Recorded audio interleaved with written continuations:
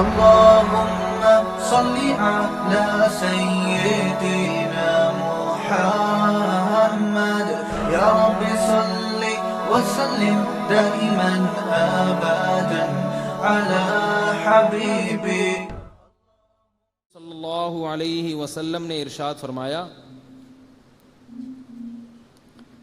کہ انسان جو ہے نا ہر وقت دولت کے پیچھے بھاگتا ہے. اس وقت کراچی میں یا پنجاب میں کسی کے پاس اگر بحریہ ٹاؤن کا پلاٹ نہیں ہے تو وہ احساس کمتری سے مرا جا رہا ہے بیچارہ, پاگل ہوا ہے. اور آپ کی اطلاع کے لیے عرض ہے میرے پاس بھی نہیں ہے الحمدللہ, مجھے تو کوئی احساس نہیں ہو رہا. مجھے تو اسکیمیں آتی ہیں گزر جاتی ہیں پتہ بھی نہیں چلتا. ابھی تک بھی نہیں پتا ریٹ کیا چل رہے ہیں پلاٹ, حالانکہ کسی نے بتایا 10,000 روپے ہیں. 10,000 کوئی ایسی بڑی چیز نہیں ہے میرے لیے کہ میں پلاٹ نہ خرید سکوں. 10,000 کی کم از کم خرید, پلاٹ تو ظاہر ہے 10,000 کا نہیں ہے جو قرآن اندازی ہوتی ہے نا, لیکن اللہ تعالیٰ کا اتنا شکر ادا کرتا ہوں کہ اللہ تعالیٰ نے ٹینشن فری زندگی دی ہوئی ہے. میں یہ نہیں کہہ رہا کہ آپ پلاٹ نہ خریدیں آپ ٹینشن نہ لیں پلاٹوں کی, کچھ بھی نہیں ہوتا اگر نہیں ہے. مرو گے قبر میں جاؤ گے ختم ہو جاؤ گے. اپنا ذاتی گھر اگر نہیں بنا سکے کوئی پریشان ہونے کی ضرورت نہیں ہے. اگر آپ پریشان ہوتے ہو کتنا بھی تقوی اختیار کر لو اللہ کی نظر میں آپ دیندار نہیں ہو, یہ یاد رکھو. جس شخص کا دل دیواروں میں, عمارتوں میں, پلاٹوں میں, گھروں میں, بنگلوں میں, گاڑیوں میں اٹکا ہوا ہے, وہ تہجد پابندی سے پڑھ لے, داڑھی رکھ لے, شلوار ٹخنوں سے اوپر رکھ لے, حج کر لے, عمرے کر لے, اللہ کی نظر میں وہ دیندار نہیں ہے. یہ خوب یاد رکھو. آج دینداری ظاہری تو سمجھی جاتی ہے, داڑھی پجامہ ٹوپی یہ سمجھا جاتا ہے. دل سے دنیا کی محبت نکل جائے اس کا دینداری سے کوئی تعلق ہی نہیں سمجھا جاتا. گنہگار مسلمان سے اللہ کو اتنی نفرت نہیں ہے, وہ توبہ کر لے گا, لیکن دل میں اگر دنیا کی محبت گھسی ہوئی ہے تو ویسے شخص سے اللہ کو محبت نہیں ہوتی. صحابہ کرام میں جو سب سے بڑی خصوصیت تھی وہ کیا تھی کہ وہ دنیا سے محبت نہیں کرتے تھے, تبھی ان کے لیے دنیا خرچ کرنا آسان. حضرت ابو طلحہ انصاری رضی اللہ تعالی عنہ نبی کے پاس آئے, عرض کیا کہ یا رسول اللہ, اللہ نے قرآن میں ارشاد فرمایا ہے لن تنالوا البر حتى تنفقوا مما تحبون. یہ جو کل پارہ شروع ہوگا نا پہلی آیت ہے اس کی, کہ اللہ فرما رہے ہیں کہ تم نیکی کی حقیقت تک اس وقت تک نہیں پہنچ سکتے جب تک محبوب چیز اللہ کی راہ میں صدقہ نہ کرو. چونی اٹھنی تو دے دیتے ہیں, وائپر جو لگا رہا ہوتا ہے نا گاڑی کے شیشہ صاف کر رہا ہوتا ہے 5 روپے پکڑا دیا اس کو, محبوب چیز. تو اللہ نے تو یہ فرمایا ہے. تو حضرت ابو طلحہ نے فرمایا کہ یا رسول اللہ میری محبوب چیز میری پراپرٹی ہے. انسان کو جتنی محبت اپنی پراپرٹی سے ہوتی ہے اتنی کسی چیز سے بول لیں نہیں. اور وہ پراپرٹی جو کما کے دے رہی ہو اس سے تو پاگلوں جیسی محبت کرتا ہے. کسی کو عشق معاشقہ ہو جائے نا وہ سب کچھ دے گا, ایزی لوڈ 500 1000 کا بیلنس ڈال دے گا, پراپرٹی نہیں دے گا اس کو, پراپرٹی نہیں دے گا. یہ تھوڑی اسی وجہ سے تو ہوا ہے تمہیں مجھ سے, اگر میرے پاس یہ پراپرٹی نہ رہی تو تم ویسے ہی نہیں رہو گی. پراپرٹی ہوتی ہے تو سب کچھ ہوتا ہے, پراپرٹی نہیں ہو رشتہ ہی نہیں ملتا. لوگ کہتے ہیں آپ کا ذاتی گھر ہے یا نہیں, نہیں جی کرائے کا ہے, چلو بھاگو یہاں سے, دفعہ یہاں سے. نیچ گھٹیا آدمی, غریب. میرے پاس لوگوں کی کالز آتی ہیں لڑکوں کی, کہہ رہے ہیں یار کما رہا ہوں سب کچھ ہے رشتہ ہی نہیں ملتا. میں نے کہا کیوں؟ کہہ رہے ہیں یار ذاتی گھر نہیں ہے, کرائے کے گھر کی وجہ سے مار کھا جاتے ہیں. میں نے کہا بھائی ایسے جگہ شادی کر لو جن کا اپنا کرائے کا گھر ہو. جواب تو ہے ہمارے پاس الحمدللہ, ایسی جگہ شادی کر لو جہاں اپنا. کہہ رہے ہیں کیوں؟ غریبوں میں تھوڑی کرنی ہے ہم نے, کوئی اسٹینڈرڈ بھی ہوتا ہے بھائی.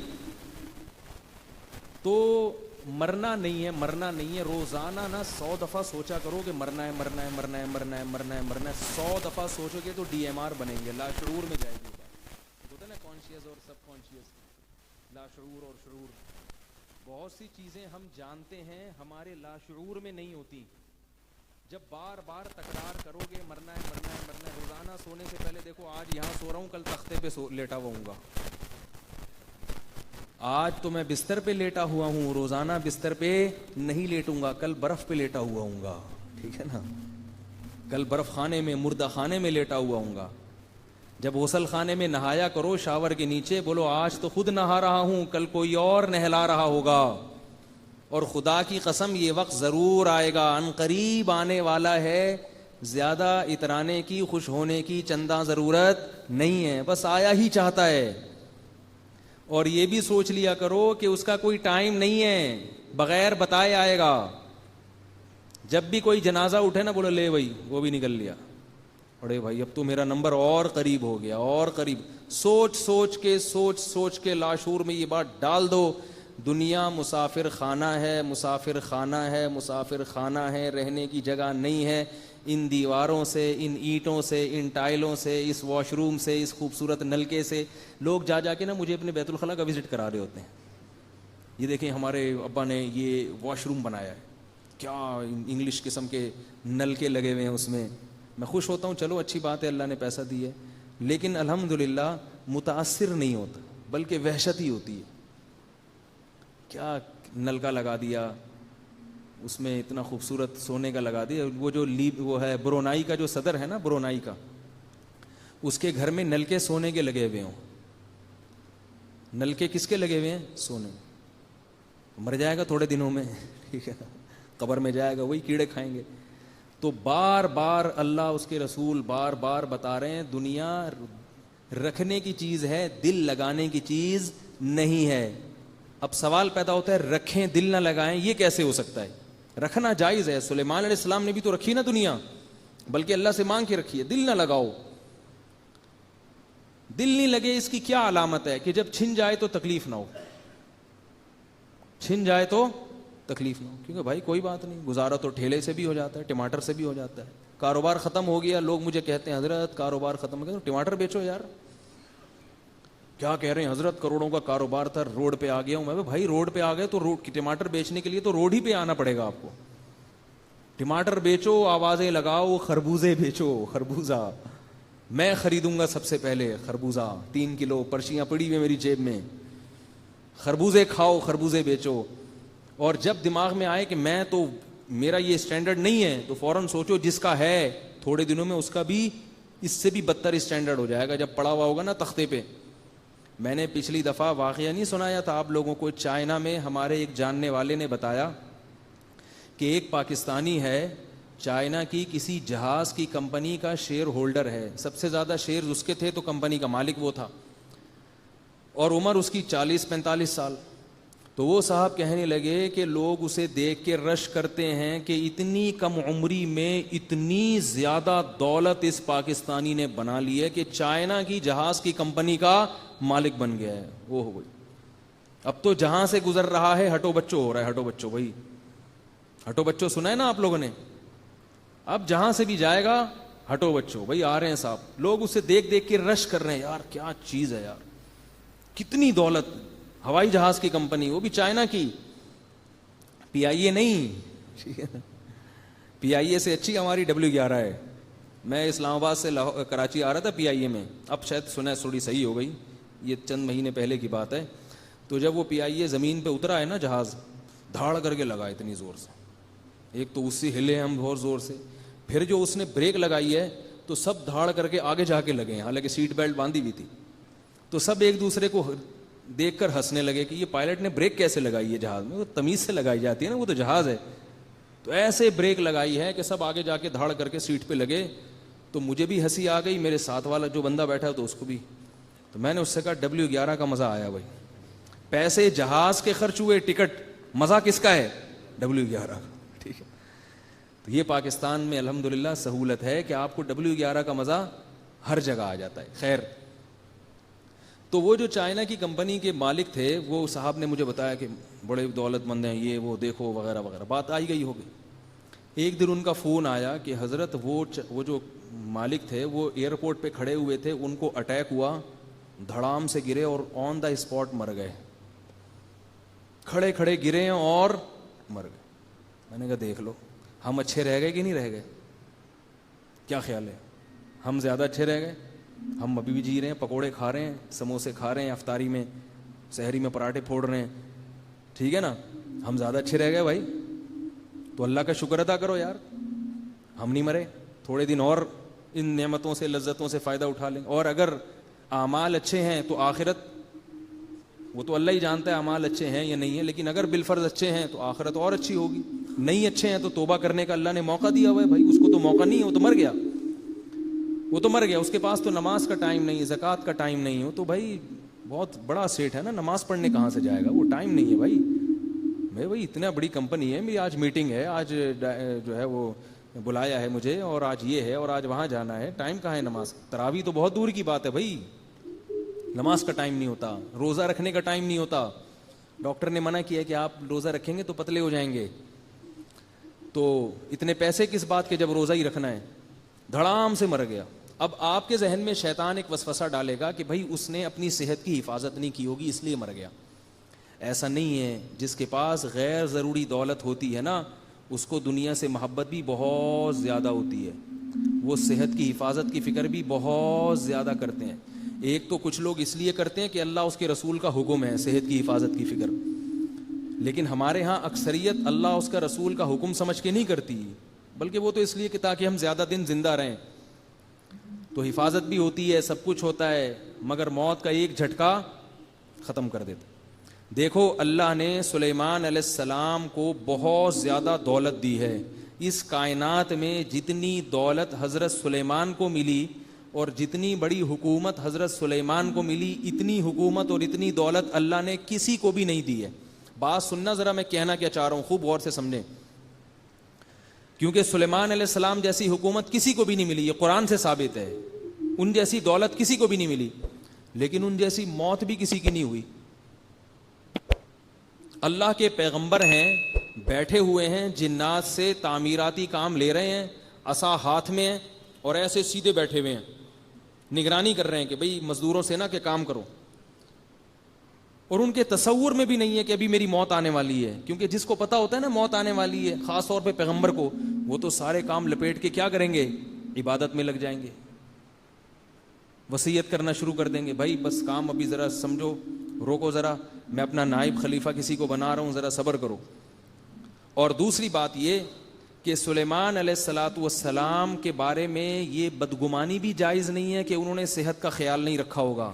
جتنا اپنی صحت کا خیال پیغمبر رکھتے ہیں اتنا خیال دنیا میں کوئی بھی نہیں رکھتا. پیغمبر کبھی بھی ایسی خوراک نہیں کھاتے جو ان کی صحت کے لیے نقصان دہ ہو. پیغمبر کبھی اتنا نہیں کھاتے کہ جو ان کی صحت کے لیے نقصان دہ ہو.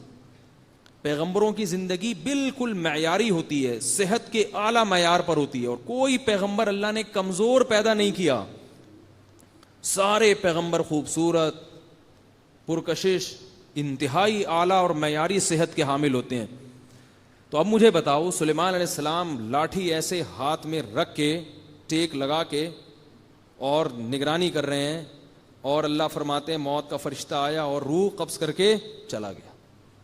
ایسے منٹوں میں روح قبض کی ہے کہ وہ اسی طرح ہی پڑے رہے ہیں، بس ایسے بیٹھے میں اور موت آ گئی، کیونکہ ٹیک لگی ہوئی تھی، گرے نہیں. اور جنات یہ سمجھ رہے تھے کہ سلیمان علیہ السلام نگرانی کر رہے ہیں، کیونکہ انبیاء کی جب موت واقع ہوتی ہے تو ان کے جسم میں تغیر نہیں ہوتا، انبیاء کی باڈی محفوظ رہتی ہے، اس میں کوئی تغیر نہیں آتا.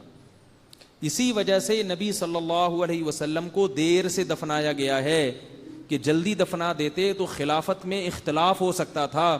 صحابہ نے سوچا کہ نبی کو دفنائیں گے بعد میں اور خلیفہ کا تعین پہلے کریں گے، ورنہ مسلمانوں میں تلواریں نہ چلنا شروع ہو جائیں. جبکہ عام میت کو جلدی دفنانے کا حکم ہے، دیر سے دفنانے کی اجازت نہیں ہے. اس پر رافضی لوگ یہ اعتراض کرتے ہیں صحابہ اکبر کہ نبی کی توہین کی، اتنے دن تک دفنایا نہیں. تو یاد رکھو نبی کی اس لیے توہین نہیں ہے کہ نبی کے جسم میں ذرہ برابر بھی تغیر نہیں ہوتا، ایسے ہی چمکتا ہے، ایسے ہی فریش ہوتا ہے جیسے دنیا میں تھا. تو صحابہ نے سوچا کہ خلیفہ کا نامزد ہونا پہلے ضروری ہے، ورنہ کہیں منافقین امت میں اختلاف نہ پیدا کر دیں، اس لیے بعد میں دفنایا ہے. تو سلیمان علیہ السلام کے جسم میں کوئی تغیر نہیں ہوا, بالکل ایسے بیٹھے ہوئے ہیں, موت آئی اور گئے دنیا سے.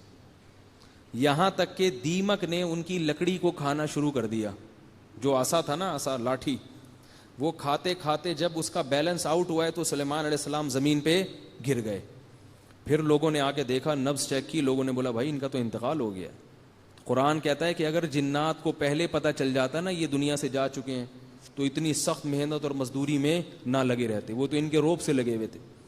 تو اب دیکھو اللہ نے سلیمان علیہ السلام کو ایک دم کیوں اٹھا لیا, یہ بتانے کے لیے کہ اتنی دنیا اتنی دولت پیغمبر کو بھی دی ہے, تو بعد والوں کو یہ بتا دیا کہ دنیا دل لگانے کی چیز نہیں ہے. سلیمان کو جس کو اتنا کچھ دیا اس کو بھی ایک سیکنڈ میں اٹھا سکتا ہوں, تم کس کھیت کی مولی ہو. بات نہیں سمجھ میں آ رہی, کیا کریں یار. چائنیز زبان میں سمجھاؤں گا, چائنیز جو ہے نا, چائنیز چنگ پونگ کر کے سمجھ میں, چائنیز آ رہے ہیں ابھی گوادر میں, علماء بہت سے سنے چائنیز زبان بھی سیکھ رہے ہیں. تو چائنیز میں تو بالکل ہی سمجھ میں نہیں آئے گی, اگر اردو میں سمجھ میں نہیں آ رہی تو یاد رکھو بار بار بار بار بار بار کیا سوچنا ہے, مرنا ہے. اپنا گھر نہیں ہے, کرائے کا ہے. بولو جس کا ہے اپنا وہ کون سا یہاں رہے گا, وہ بھی تو نکلے گا, وہ بھی تو مر جائے گا. اور میں بار بار کہتا ہوں نا, لوگ کہتے ہیں اپنے لیے نہیں, میں تو اپنی اولاد کے لیے بنا رہا ہوں. تو اولاد جو ہے وہ کہتی ہے ہمارے لیے نہیں بلکہ ہم کس کے لیے, اپنی اولاد کے لیے. وہ کہتے ہیں ہم اپنی اولاد کے لیے. بھائی اپنا دیکھو, تمہیں سر چھپانے کی چھت مل جائے عزت کے ساتھ ٹھیک ہے, جیسے تمہیں مل گئی انشاءاللہ تمہاری اولاد کو بھی مل جائے گی. کوئی ایسے نہیں ہوتا, کسی کو اللہ محروم نہیں کرتے. کوئی قحط پڑ جائے, کوئی جنگ ہو جائے تو ایک الگ بات ہے, وہ تو جن کے مکان ہیں وہ بھی محروم ہو جاتے ہیں. تو اللہ نے پیسہ دیا ہے, مکان بنا لو, نہیں دیا تو بحریہ ٹاؤن پہ را لیں, مت ٹپکاؤ سوچ سوچ کے ہائے ہائے ہائے اتنے پلاٹ نکل گئے, ہائے کچھ نہیں ہوتا, مریں گے کھپیں گے, دنیا ہے. قبرستان زیادہ آباد ہو رہے ہیں, بحریہ ٹاؤن میں اتنے پلاٹ نہیں ہیں جتنے قبرستانوں میں پلاٹ پڑے ہوئے ہیں. جا کے دیکھو مردوں پہ مردے چڑھے ہوئے ہیں. کراچی میں تو قبرستان ختم ہو گئے. اب گورکن پرانے والے کو کہیں سائڈ پہ لگاتا ہے, نئے والے کو فٹ کر دیتا ہے, پھر نئے والے کو گردے نکال کے پھیپڑے نکال کے بیچے ہسپتالوں میں. بالکل بزنس چل رہا ہے. وہ اس لیے چل رہا ہے, اس کو پتہ ہے قبر میں جگہ ہی نہیں ہے بھائی. تو یہ کتنی تیزی سے آباد ہو رہے ہیں, اتنے بچے پیدا نہیں ہو رہے جتنے مر رہے ہیں, ایسا لگ رہا ہے. تو اللہ نے قرآن مجید میں حکم دیا کہ وہ لوگ جو اللہ کی راہ میں خرچ کرتے ہیں ان کی مثال بڑی پیاری دی ہے. کمثل حبۃ انبتت سبع سنابل, جیسے ایک گندم کے دانے کو زمین میں بو تو کتنے دانے, کتنی کونپلیں نکلتی ہیں, 7. فی کل سنبلۃ مئۃ حبہ, اور ہر کونپل میں 100 دانے ہوتے ہیں, تو ایک دانے سے 700 دانے بن جاتے ہیں. یعنی اگر کوئی جس نے یہ گندم اگنے کا عمل نہ دیکھا ہو یا پودوں کے اگنے کا عمل نہ دیکھا ہو, اس کو اگر آپ آ کے کہیں کوئی جنگل میں رہا اور اس نے کبھی دیکھا ہی نہیں, یعنی جنگل میں نہیں بیابان میں رہا, صحرا میں, اس کو بولیں کہ یہ ایک گندم کا بیج ہے, اس سے تھوڑے دنوں میں 700 بیج بالکل ایسے پیدا ہو جائیں گے, وہ کہے گا یہ تو جادو ہے بھائی, نظر کا دھوکہ ہے, 1 سے 700 کہاں پیدا ہوں گے. اور پھر آپ کہیں وہ جو 700 ہے نا ان میں سے ہر ایک سے پھر 700, تو 700 کو ضرب دے دیں 700 سے, کروڑوں میں بات پہنچے گی. تو وہ جواب میں کیا کہے گا, بھائی یہ پاگل ہو رہا ہے دماغی, کہاں سے, کون سی فیکٹری ہے, کون سی مشین ہے, کون سا سائنسدان ہے جو 1 کے 700 بنا دے گا. تو آپ کہیں یہ اللہ کرتا ہے, اللہ. تو وہ جواب میں کیا کہے گا, میں اللہ کو نہیں مانتا, میری عقل میں نہیں آتا. لیکن ہم چونکہ صبح و شام دیکھتے ہیں کہ اللہ کیا کرتے ہیں, ایک بیج کو مٹی میں ڈالا, گوبر اور پانی اس کے ملاپ سے اور مٹی کے ملاپ سے اس ایک دانے سے اللہ 700 دانے پیدا کر دیتے ہیں. تو یہ اللہ نے اپنی قدرت دنیا میں دکھائی ہے. تو اللہ فرماتے ہیں تم اللہ کی راہ میں خرچ کرو گے, جہاں جہاں وہ خیر میں جائے گا اس سے جو جو خیریں پھیلیں گی وہ ملٹی پلائی ہوتا چلا جائے گا, اور ایک کے لاکھوں کروڑوں بن کے قیامت کے دن تمہارے سامنے آئیں گے. نہیں آ رہی بات. دیکھو ایک آدمی نے مسجد میں ایک پنکھا لگا دیا, اس پنکھے سے کتنے لوگ مستفید ہوتے ہیں,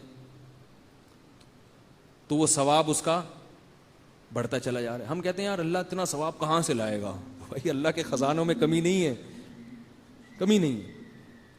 تو وہ ملتا رہے گا ملتا رہے گا. پھر وہ نماز پڑھنے آیا پنکھے کی وجہ سے, پنکھا نہیں تھا تو وہ نہیں آتا.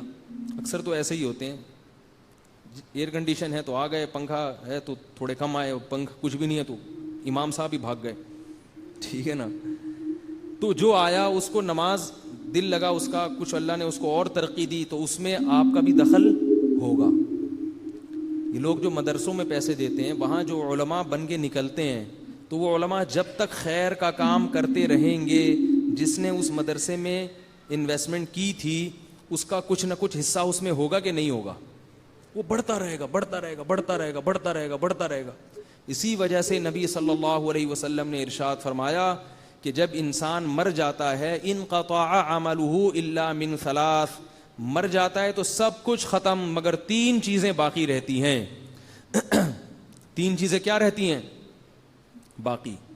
نمبر 1 صدقۃ جاریہ, ایسا صدقہ کر دیا جس کے آثار چل رہے ہیں, درخت لگا دیا, کنواں کھود دیا, مسجد بنا دی, مدرسہ بنا دیا, یا طلباء پہ خرچ کر دیا مدارس میں, تو وہ جب تک نکلیں گے فارغ ہو کے وہ پھیلتا رہے گا, پھیلتا رہے گا, پھیلتا رہے گا. تو پہلی چیز کیا فرمائی؟ صدقہ جاریہ. دوسری چیز ارشاد فرمائی ولد صالح یدعو لہ, نیک اولاد جو اس کے لیے دعا کرتی رہے گی. پھر اس اولاد کی اولاد ہوگی جو اپنے باپ دادا کے لیے دعا کرتی ہے, پھر اولاد کی اولاد, تو نیک اولاد. تو اولاد ہوگی تو نیک ہوگی نا. 2 بچے میں کیا پتا کہ نیک ہوں گے کہ نہیں ہوں گے. ایک صاحب کل مجھے ملے, کہہ رہے ہیں ایک ہی بچہ ہے اتنا نالائق, ان کہنے لگے ایک بیٹا ہے میرا بہت سخت تنگ کیا ہوا ہے, نافرمان ہے, یہ وہ, ایک نماز نہیں پڑھتا. میں نے کہا دوسرے تو پڑھتے ہوں گے نا, ان سے خدمت لے لی. کہنے ہے ہی ایک. میں نے کہا پھر یہ آپ کا, میرا قصور نہیں ہے بھائی, یہ میرا قصور نہیں, اب بھگتو. ہمارے نبی صلی اللہ علیہ وسلم نے فرمایا تزوجوا الودود الولود, ایسی عورت سے نکاح کرو جو کثرت سے اولاد دے تمہیں, اولاد کے معاملے میں بخل سے کام نہ لے. بہت بڑی ترقی کا ذریعہ بنے گی اولاد. دیکھو میں اپنے والدین کا 4تھا بچہ ہوں, میں بڑا نالائق ہوں, لیکن اگر میرے والد صاحب ابھی جو میں دین کی خدمت کر رہا ہوں مجھے دیکھتے تو خوش ہوتے نا کہ اچھا ہوا 4تھا ہو گیا تھا. کیا خیال ہے؟ اگر خاندانی منصوبہ بندی والوں کے مشورے پہ چلتے تو میرے والد صاحب کا جو علمی سرمایہ ہے جو آج لاکھوں لوگوں تک پہنچ رہا ہے وہ نہ پہنچتا, کیونکہ میرے دونوں بڑے بھائی عالم نہیں ہیں مجھ سے اچھے, مجھ سے نیک ہیں, عالم نہیں ہیں. عالم میں بھی نہیں ہوں لیکن ان سے زیادہ ٹوٹا پھوٹا علم ہے میرے پاس. تو وہ صدقہ جو اللہ اگر قبول کر لے, باقی اللہ ہی بہتر جانتا ہے کہ یہ قبول ہو رہا ہے کہ نہیں ہو رہا. تو لا تدرون ایہم اقرب لکم نفعا, اللہ فرماتے ہیں تمہیں معلوم نہیں ہے کہ تمہاری کون سی والی اولاد تمہارے لیے نفع کا ذریعہ بن جائے, کون سی والی اولاد تمہارے لیے فائدے اور نفع کا ذریعہ بن جائے, کسی کو پتہ نہیں ہے. اس لیے یہودیوں کی باتوں میں مت آیا کرو. تو سلیمان, کیا عرض کر رہا تھا میں کہ کیا بات چل رہی تھی, ہاں صدقہ جاریہ او علم ينتفع به, یا وہ علم جس سے فائدہ اٹھایا جائے. علم چھوڑ کے چلا گیا کوئی, جیسے کسی نے علم کی بات کسی کو بتا دی تو اس نے آگے بتا دی, اس نے آگے بتا دی, یا آپ نے کسی کو, جیسے تبلیغ والے نکلتے ہیں اللہ کی راہ میں, وہ لوگوں کو نکال لیتے ہیں سروزے میں. علم 2 طرح کا ہے نا, ایک فضائل کا اور ایک مسائل کا. مسائل کا علم علماء, فضائل کا علم عوام بھی بتاتی ہے. تو وہ پھیلتے پھیلتے وہ کیا ہو گیا کہ وہ, میں آپ کو عجیب واقعہ سناؤں, میں جو بیٹھا ہوں نا آج یہاں پہ, میرے استاذ جن کا جامعۃ الرشید ہے, اتنا بڑا ادارہ بنایا جس سے اللہ اتنی خیر کے کام لے رہے ہیں, وہ استاذ کیسے آئے دین پر؟ ان کے جو والد تھے, ان کے والد کو کسی غلط کیس میں جیل ہو گئی. ہوتا ہے نا کیس ہوتا ہے تو جب تک ثبوت ہو نہ ہو گورنمنٹ اٹھا کے جیل میں ڈال دیتی. وہ بری ہو گئے اس سے الحمدللہ, لیکن جب تک کیس چلا تو وہ جیل ہو گئی. جب جیل میں گئے ہیں, یہ بہت پرانی بات ہے, ان کے والد صاحب کا بھی انتقال ہو گیا, تو وہ جب جیل میں گئے ہیں تو جیل میں ایک ڈاکو ملا. وہ ڈاکو تبلیغی جماعت کے جو امیر تھے حضرت مولانا الیاس رحمۃ اللہ علیہ, ان کی صحبت اٹھائی ہوئی تھی اس ڈاکو نے. اب پتہ نہیں وہ صحیح ڈکیتی میں پکڑا گیا تھا یا غلط الزام تھا, واللہ عالم, لیکن وہ کچھ نہ کچھ ان کے پاس اٹھنا بیٹھنا تھا. تو اس نے جیل میں موقع غنیمت سمجھ کے میرے جو استاذ ہیں ان کے والد کو تبلیغ کرنا شروع کر دی. جیل میں تو کوئی بھی کام نہیں ہوتا نا, تبلیغ والے تو کوئی کام بھی ہو تو نہیں چھوڑتے آپ کو, اور جب آپ فارغ بیٹھے ہوئے ہوں وہ کہتے ہیں یہ تو بڑا ٹائٹ شکار ہے, یہ بھی کچھ بھی نہیں کر رہا. ابھی اس کو پکڑو. وہ دیکھتے ہیں بھائی کون بندہ ایسا ہے جو مکھیاں مار رہا ہے بیٹھ کے, یہ اس کو تو پکڑو نا, اس کو کیوں چھوڑیں بھائی. تو وہ جیل میں ڈاکو بیٹھا تھا, اس نے کہا یہاں تو کوئی بھی کام نہیں ہے تو کیوں نہ اس پہ محنت کرو. یہ جو آیا بندہ ہمارا, محنت شروع کر دی, اتنا سمجھایا, اتنی محنت کی, وہ مان کے نہیں دے رہے تھے. تو ان کو سمجھایا اچھا تم جب رہا ہو نا تو جا کے ایک دفعہ حضرت مولانا کی خدمت میں بیٹھ جانا, تھوڑا سا کام سیکھ لینا. اللہ نے کیسا رخ بدلا ہے. وہ نکلے اور حضرت کی خدمت میں گئے, تبلیغ میں وقت لگایا, پھر وقت لگایا, پوری زندگی تبدیل ہو گئی. اللہ نے اولاد بہت دی ان کو, 9 تو صرف بیٹے ہوئے ہیں ان کے, سب بیٹوں کو پھر حافظ بنایا, علم میں لگایا. تو ان کے جو دوسرے نمبر والے بیٹے تھے نا, انہوں نے علم میں اتنی ترقی کی کہ وہ پورے پاکستان میں وفاق المدارس میں ٹاپ کیا انہوں نے. کیوں؟ اس لیے کہ باپ کا تبلیغ میں وقت لگا تھا. اور لگایا کس نے؟ وہ جو جیل میں ڈاکو تھا اس نے نصیحت کی. میں حقیقت میں تھا یا نہیں تھا میں الزام نہیں لگا رہا, ہو سکتا ہے نہ ہو, لیکن کیس اس پر یہ تھا کہ ڈکیتی ہے. تو اب نتیجہ کیا نکلا, جب تبدیل ہوئے تو بیٹے نے اتنی ترقی کی, پھر ہمارے حضرت مفتی رشید احمد صاحب کے پاس آئے, پھر ہوتے ہوتے ہوتے آج کتنا بڑا ادارہ, حضرت مفتی محمد تقی عثمانی صاحب ان کی تعریف کرتے ہیں, وہ جب وہ بلاتے ہیں تو وہ آتے ہیں وہاں پہ, اور ان کا ہی فیض ہے کہ میں یہاں بیٹھا ہوا ہوں ممبر پہ بات کر رہا ہوں آپ کے سامنے. تو یہ سارا کریڈٹ کس کو جاتا ہے؟ وہ جو 3-4 دن کی محنت جیل میں ایک ڈاکو نے کی, اس کو پتہ بھی نہیں ہے, نہ اس کے بچوں کو پتا ہے کہ ہمارے ابا کیا. وہ تو یہ سمجھ رہا ہوگا میں نے سروزہ لگوا دیا, ختم ہو گئے, پر لگا لیا ہوگا سروزہ اس نے. اب کون, اس وقت فون تو تھا نہیں, ٹیلی فون. وہ اپنے گھر چلا گیا, یہ اپنے گھر چلے گئے. لیکن وہ قیامت کے دن دیکھے گا کہ جامعۃ الرشید بھی اس کے نامہ اعمال میں, بولو بھائی, لکھا ہوا ہوگا. یہ ہے وہ مثال جو اللہ تعالیٰ قرآن کریم میں دے رہے ہیں. اور اسی کو حدیث میں کیا کہا گیا؟ علم ينتفع به. اسی طرح علماء جو علم چھوڑ کر جاتے ہیں, لوگوں کے ایمان کی حفاظت کرتے ہیں. نبی صلی اللہ علیہ وسلم نے فرمایا قابل رشک صرف 2 آدمی ہیں. ایک وہ دولت مند جس کو اللہ نے دولت دی اور وہ خیر کے کاموں میں لٹاتا ہے, اور ایک وہ عالم جس کو اللہ نے علم دیا اور وہ لوگوں کو واضح و نصیحت کرتا ہے, ہدایت کی باتیں بتاتا ہے. فرمایا ان 2 کے علاوہ کوئی قابل رشک نہیں ہے. مطلب یہ کہ یہ نہیں کہ کوئی اور قابل رشک نہیں ہے. حدیث میں حس کا مطلب ہوتا ہے, مفہوم مخالف معتبر نہیں ہوتا. مطلب یہ کہ حقیقی معنوں میں یہی 2 قابل رشک ہیں, کیونکہ ان کی خیریں بہت ہیں. تو غریب آدمی دولت مند کو دیکھ کے یہ کہے کہ کاش میرے پاس دولت ہوتی تو میں بھی ایسی خیر میں خرچ کرتا, اور جس کے پاس علم نہیں ہے وہ عالم کو دیکھ کے رشک کرے کہ کاش میرے پاس علم ہوتا, میں بھی خیر کے کام میں خرچ کرتا, میں بھی علم کی جو ہے نا خدمت کرتا. تو یہ وہ 2 شخص ہیں جن کے بارے میں نبی صلی اللہ علیہ وسلم نے فرمایا. تو اللہ نے کیا فرمایا کہ وہ لوگ جو اللہ کی راہ میں خرچ کرتے ہیں, کمثل حبۃ انبتت سبع سنابل, کہ ان کی مثال اس گندم کے دانے کی طرح ہے جس نے 7 کونپلیں پیدا کی. فی کل سنبلۃ مئۃ حبۃ, اور ہر ایک میں 100 دانے ہیں. واللہ یضاعف لمن یشاء. فرمائیے تو عام فارمولہ ہے, لیکن اللہ بعض دفعہ کسی کے لیے اس میں اور زیادہ اضافہ کر دیتا ہے, اور رمضان میں اور زیادہ ثواب بڑھ جاتا ہے صدقات و خیرات کا. نبی صلی اللہ علیہ وسلم رمضان میں سخاوت کے دریا بن جاتے تھے, سخاوت کے دریا, حالانکہ آپ کے پاس تھا کیا. تو اس کو نہ دیکھا کرو میرے پاس ہے کیا, جتنا ہے اس میں سے کچھ نکال دو. اور نبی صلی اللہ علیہ وسلم نے فرمایا انفق یا بلال ولا تخش من ذی العرش اقلال. حضرت بلال کو حکم دیا کہ اللہ کی راہ میں خرچ کرو, اور عرش والے سے غربت کا خوف مت کرو کہ وہ تمہیں غریب بنا دے گا. وہ عرش کا مالک ہے, اتنے بڑے عرش کا, تو وہ تمہیں اپنے خزانوں سے نہیں دے گا.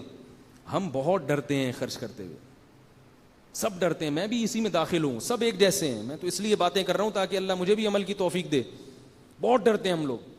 تو یاد رکھو اللہ کو کنجوس آدمی پسند نہیں ہے. اور ایک اور آیت یہ بتا کے پھر جو دوسرا مضمون ہے آل عمران کا, وہ کل انشاءاللہ بتاؤں گا میں, وقت بہت زیادہ ہو جاتا ہے. وہ بھی بہت 3-4 موضوع ہیں جو آج بیان ہوئے ہیں, بہت سارے موضوع بہت ہی اہم ہیں.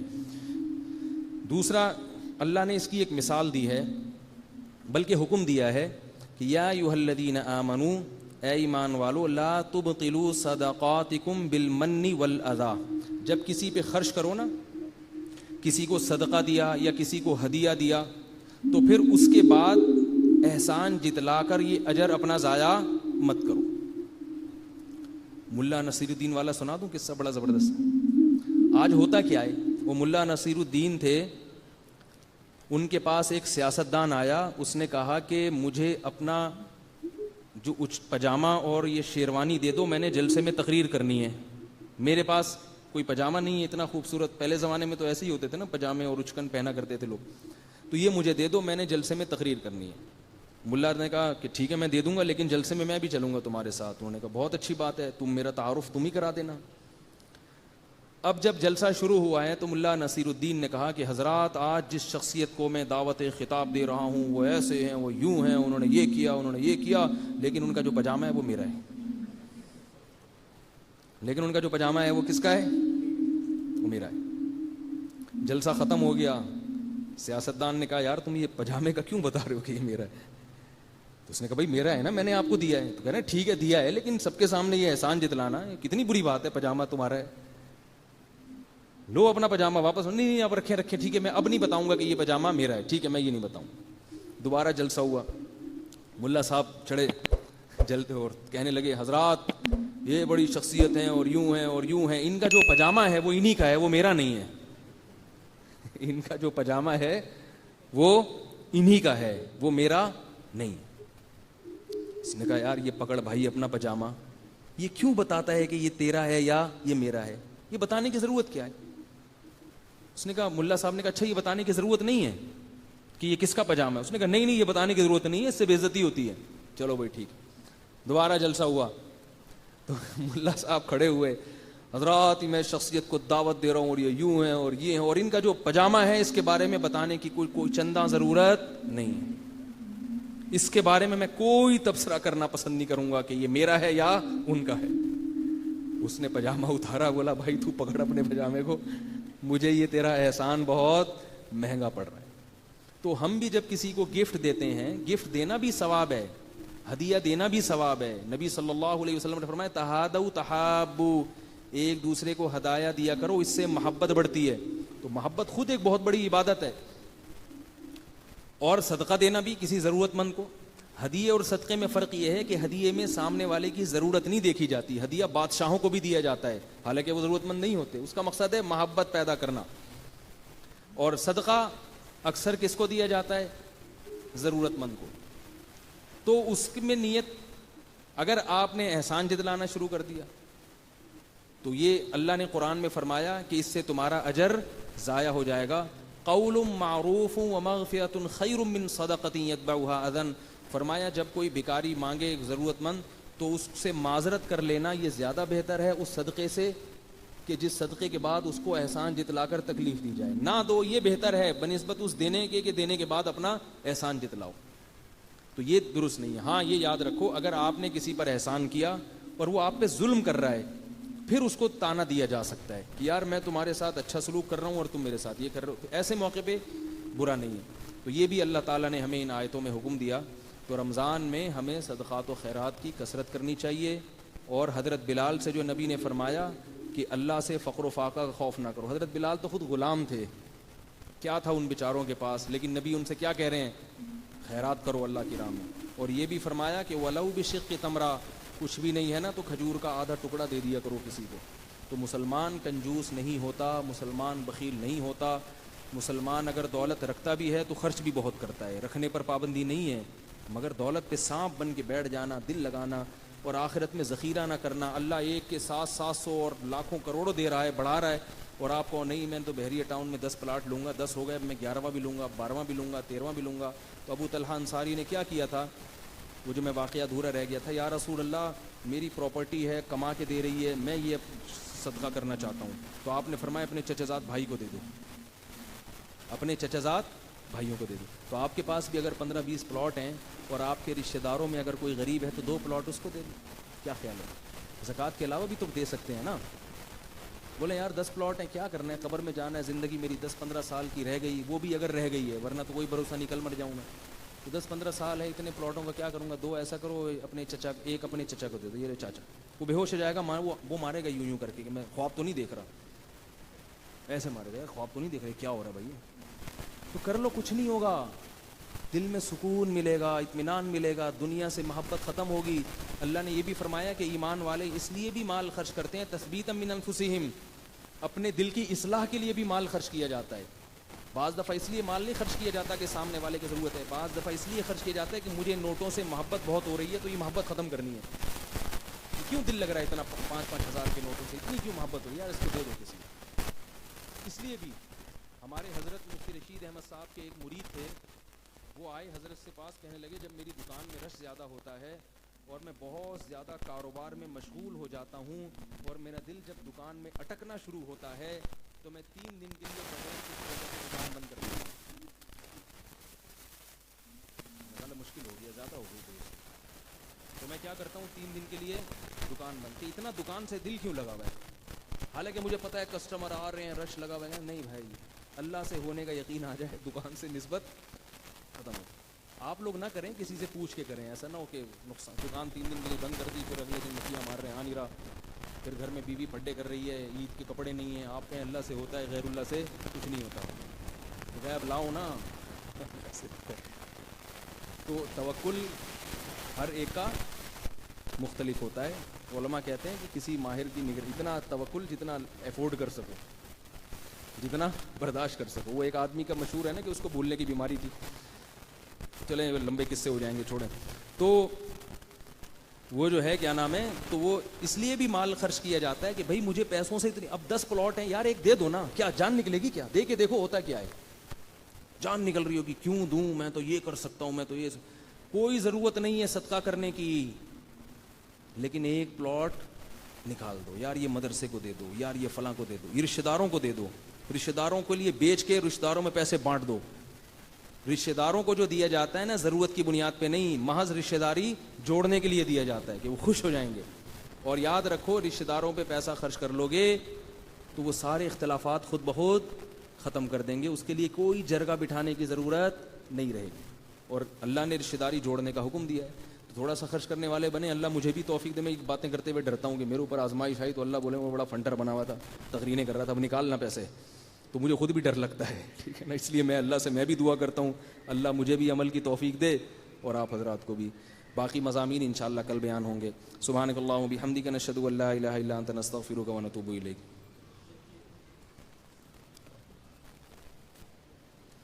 خواتین پہلے بیٹھ جائیں ذرا اپنی جگہوں پہ، مردوں کو نکلنے دیں، جب مرد سب نکل جائیں پھر خواتین جائیں۔